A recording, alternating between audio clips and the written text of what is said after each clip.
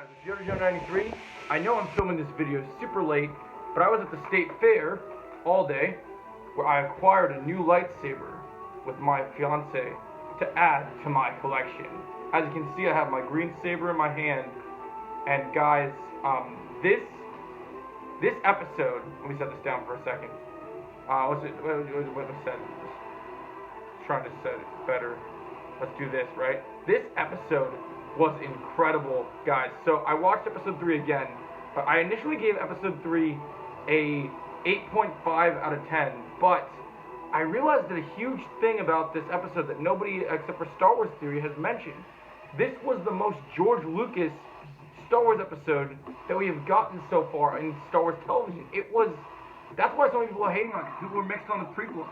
Some people like the sequel. Some people like the prequel. This episode was amazing. Every single episode of Ahsoka is either a 9 or a 9.5 out of 10. Star Wars is good again, guys. But you know Trump's motto, make America great again? Screw America. Make Star Wars great again. And guys, they've done it. Dave's doing it. You guys are all kind of hating. You're like, oh, this is filler, this is whatever. Let the man cook, man. He's cooking. He's doing the thing that George did. This episode established. So we looked at this episode like, oh, not a lot happened. So we start this episode. Hugh Young is pulling General Grievous and training Sabine in all the different lightsaber forms. So he's using like kind of the General Grievous multiple like cool holographic sabers. It reminded me of Proxy from the Force Unleashed games, which we're going to be talking about Force Unleashed a lot in this video. And it was really cool to have that. So you had that Proxy feel. You had the feeling of him training her, and he's just, I love how David Tennant is an absolute savage in this episode. He really just establishes how crazy everything is that's happening. You feel the savageness, you feel that Dave Filoni, all the writing, everything, and this is Steph Green's second episode, and she absolutely crushes it. And I think she did a phenomenal job. Excellent work, phenomenal work. I couldn't have said it better myself. So pat on the back from Jeff Goldblum, from me, everything. And so back to the most Star Wars George Lucas thing ever. Okay, so this episode we start the training montages. Then after that, the droid refuses. Hugh Young refuses to train Sabine after calling her that her Force abilities are nothing like the other conventional Force users. And when Ahsoka finds out, she's kind of like, you're dumbing down her problems. And what I mean that this episode establishes the lore. A lot of people have had issues with the idea of Sabine being Force sensitive. You guys need to understand, in Star Wars, the lore that George Lucas always believed is there's different degrees of Force sensitive. So Sabine doesn't have to be Luke. She doesn't have to be Anakin. She doesn't have to be God tier Force user. She can just know about the Force and maybe learn the location of Ezra through the Force. But she doesn't have to be a powerhouse. She doesn't have to be as good or as Force sensitive as Anakin. That doesn't matter. George believed even Watto, if he wanted to, could use the Force, but he was too dumb and too arrogant to learn to quiet his mind. But anybody could use the Force. The clones could use the Force if they wanted to, even though they're cloned on DNA. I'm sure Jango could. Any of these beings are out here, have the potential, and have the midi-chlorians to actually do this. Please let me know, Star Wars fans, if you guys would like me to do a video about midi-chlorians and how a midi-chlorian matters to a Jedi and how the Force works. Because it's certainly not, as Han Solo said to Finn, that's not how the Force works. But this is how the Force actually works. And so we move forward this episode. So after we get to see the training sequence, Ahsoka and Sabine get very samurai feeling, very George Lucas. She puts on her training outfit, which reminded me very much. This episode had a lot of A New Hope callbacks. And so then you see Sabine and Ahsoka are fighting with the... sorry, I'll set it here. They're fighting with the training sabers, and they're doing different forms. And then Ahsoka knocks Sabine on her ass and just kind of like shows you she needs to feel the Force. And then we get a moment where she's trying to do the thing that every kid was doing in the 90s, trying to use the Force to bring the cup closer. I'm trying to do it right now as we speak, right? So she was trying to do all those things, and so as she was doing that, it was so brilliant because George understands the right, and it's like they're exploring the idea of Force sensitivity, and then we get Hera having the Lord Voldemort Ministry of Magic moment where she talks to the Council, and she's like, hey, what's going on is like, Thrawn's back, and this new council with Mon Mothma from Andor, they don't care. They're like Bulma, even if he is back, it doesn't matter. He's not a threat. So none of these people, because they weren't in Rebels, they don't understand the threat that Thrawn presents.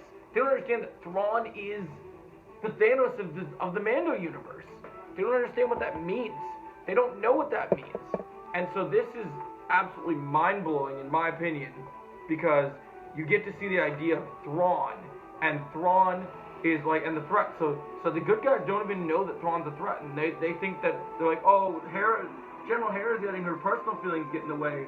She just wants us to save her dead friends. They're really edging into her about Ezra. So this will lead to Hera joining Ahsoka and Sabine eventually into the fight against Thrawn, which I love. I love the idea of this happening. I think it's brilliant, and I think they did this so brilliantly. And Steph Green, perfect writing. This was so good. And so then we have this amazing thing happen where it moves forward, and we see Jason Solo for the first time. Or not Jason Solo, Jason Zandula, Hera and Kanan's son. And he asks Hera to be a Jedi. Now, why I mention this is where I think things are going to start to tie to the sequel trilogy, unfortunately, but also in a good way. I think we're going to see Hera, sorry, I'm going to go a little hair stuck in my ear for a second, but this is where I think we're going to see Hera train. Hera's going to ask, and when Ezra comes into the picture, I'll be filming a theory video about this later tonight for you guys, but I think Hera, even though she might be against it, I think Jason's going to follow in his father's footsteps, and Ezra, who was trained by Kanan, Ezra's going to train Jason, and maybe that's how they meet Luke, maybe that's how they set this up, but I'm really interested in Jason's connection here. So that's the next big piece of, like, not side storyline, because it all connects, there's no filler in this episode, but that's, like, apart from the main storyline. So then we move forward, and we arrive, and we see the space worlds, the Purgle, since we've seen them in the end of Mando Season 3, as well as Rebels. And so apparently Morgan Elsbeth has a ship and a hyperspace ring, and we're trying to figure out what she's doing here. And we have a space battle, which we've not had in Star Wars, a good space battle in a while. And in the ship, we have Shin, Balon's apprentice, sent to hunt them down in this great space trip. And we have great banter between Ahsoka and Sabine here. Ahsoka gets to do the New Hope, Luke and Han relationship here, where she gets to be on the gunner. And this was so cool to me because this reminded me when I went to Galaxy's Edge. I had the gunner stuff, and I was like, oh, dude, this is so cool because I'm just like, just shooting. And their energy, this had the most emotion for both actors here, and I really felt the energy and the compassion for these characters, and I really loved it. I thought it was fantastic. I thought they absolutely crushed it. I thought they did an amazing job, and it was brilliant. And then this episode just gets better and better, because then we move forward, and the next things that happen is they're chasing, we get the ship battles going cool. Ahsoka looks at Sabine and is like, that's a nice trick, nodding to her her flying, where she likes to do a lot of spins. So little Easter egg for Anakin, which I love that. I love the connections. I love how she tells the story of her connection to the temple. I thought they did a great job here making these two characters work and make sense and just absolutely well established. And people are hating on this Ahsoka show. You're not George Lucas fans. You're not real fans of Star Wars. You guys never understood Star Wars. You're fans of, like, the newer stuff, and, like, you don't understand. You're calling Ahsoka boring because you're not invested in the lore. You're not interested. So then we move forward, and so they're chasing in the space battle. Through the spins, we get away from the villains. Then the villains re-pursue us, bring us back to Morgan Elsbeth, and we get this iconic scene where Shin is talking to Marok, the Inquisitor. And as you guys know, I've been doing many theory videos on who Marok is. This episode kind of gives us a potential answer. And I'll explain it more in the video, but he speaks to, for the first time I get Marok speaking, Sam Witwer's beautiful voice. And he says in a distorted, almost Vader-like, as you wish. And he kind of feels just like Starkiller. And I don't want to get too hyped yet, guys, because I'm going to do a video about this. But I think we're getting it, guys. Now, I don't necessarily think, and I'll explain this in my video, I don't necessarily think that we're going to get exactly canonized Starkiller like in the Force Unleashed games, but I think Vader's apprentice will be facing off against Ahsoka. So we get Vader versus Anakin's apprentice. So the two sides of the same coin. This is going to be absolutely brilliant, and I can't wait to see what they do with this concept. I'm so excited for their fight next week. I think it's going to be amazing. I think episode 4 is going to be even better. And then So now you think this episode, it can't get any better, right? We got flying ships, we got action, we got all these amazing things, right? Well, now it gets better, because then we get the amazing scene where the ship gets damaged from both Marok and Shin, and Sabine has to repair the ship, and she looks at Ahsoka, and Ahsoka's like, hold up, I'll go take care of it. And she goes and gets her flight suit on. She's like, what are you gonna do? And then she goes outside, and the ships that are attacking them are damaged. She's going blocking, just boom. She's outside in space, guys, and it didn't break the canon. It wasn't like in Last Jedi where like freaking Leia's using the Force to Superman fly to a ship that's thousands of space. It was realistic, where she's in space using her sabers, cutting down and using her saber form to break down the lightsabers. It reminded me exactly of in episode 2 of season 1 of Clone Wars, The Malevolence, and in season 2 when they're chasing Cad Bane, Ahsoka and Anakin taking on the Vulture droids. This was Clone Wars in live action, but still felt like it still fit the story. Can we get hell yeah, man? Like this was so cool. This was just awesome. And so then we end the episode, we get to Cedos, and we set up for the big battle next episode. Marok and Shin are ready to go into the Force and chase them, as we've seen in the trailers. Now, in the next episode, it's gonna go down big. So I'm gonna give this episode a 9 out of 10 for the lore, the potential things, everything. And I love this episode. I think each of the Ahsoka episodes are each getting 9s. I think episode 1 gets a 9 out of 10. I have a couple issues with it, but I think 9 is still solid. I think episode 2 gets a 9.5 out of 10. And I think this episode gets a 9 out of 10 again, which is just brilliant. And I love this episode even more than I love episode 1. Oh, one more thing to mention, guys. So, and I might even do this into a video.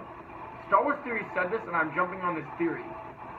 I think, so at the end of the episode, there's a scene where when all the bad stuff happens, Baylan isn't as mad about Ahsoka's fate in the end of the episode.